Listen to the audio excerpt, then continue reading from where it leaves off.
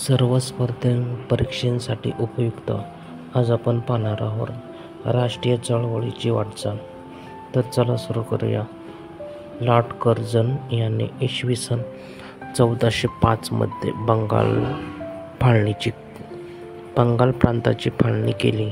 बंगाल प्रांताचा विस्तार मोठा असल्याने प्रशासकीय सोयीसाठी फाळणी केल्याचे कारण देण्यात आले, परंतु त्यामागील खरा हेतू हिंदू व मुस्लिम समाजात फूट पाडून राष्ट्रीय चळवळ कमकुवत करणे हा होता.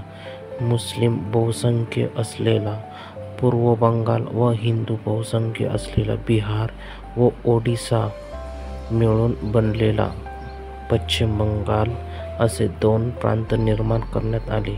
राष्ट्रीय सभेने बंगालच्या फाळणीला कडाडून विरोध केला होता.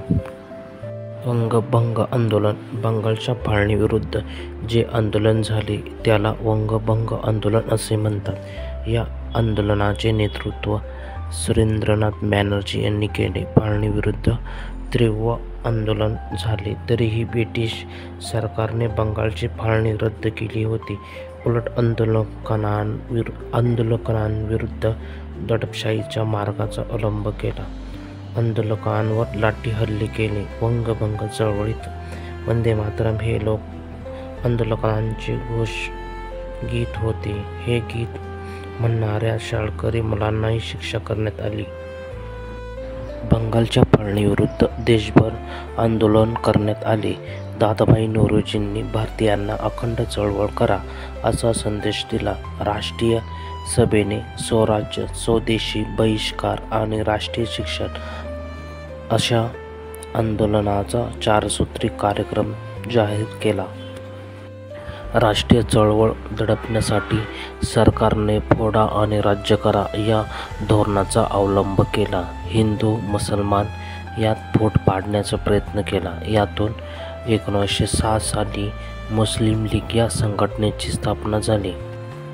राष्ट्रीय आंदोलनाची वाढती शक्ती कमी करण्यासाठी सरकारने देशातील प्रमुख नेत्यांना तुरुंगात डांबले. इ.स.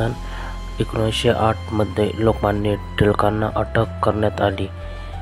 त्यांना 6 वर्षाची कारावासाची शिक्षा देण्यात आली. लोकमान्य टिळकांना झालेल्या शिक्षेमुळे देशभर संतापाची लाट उसळली. मुंबई येथील गिरणी कामगारांनी त्या शिक्षेच्या विरोधात 6 दिवस संप केला. जहाल नेत्यांनी 4 सूत्री कार्यक्रम भारतभर पोचवला. वंगभंग आंदोलन उग्र होत गेले. अखेर राष्ट्रीय सभेच्या आंदोलनामुळे सरकार नमले. सरकारने बंगालची फाळणी 1911 साली रद्द केली. होम रूल चळवळ. डॉ. ॲनी बेझंट या आयरिश विदुषीने भारताच्या स्वातंत्र्य लढ्यात महत्त्वाची भूमिका बजावली. त्यांनी भारतीयांना स्वराज्याचा अधिकार मिळावा अशी मागणी केली. यासाठी त्यांनी चेन्नई येथे होम रूल लीगची म्हणजे स्वराज्य संघाची स्थापना केली. स्वराज्य संघाच्या चळवळीला सामान्य जनतेचा पाठिंबा मिळाला. अनेक स्त्रिया या चळवळीत सहभागी झाल्या. या चळवळीने देशभर चैतन्य निर्माण झाले.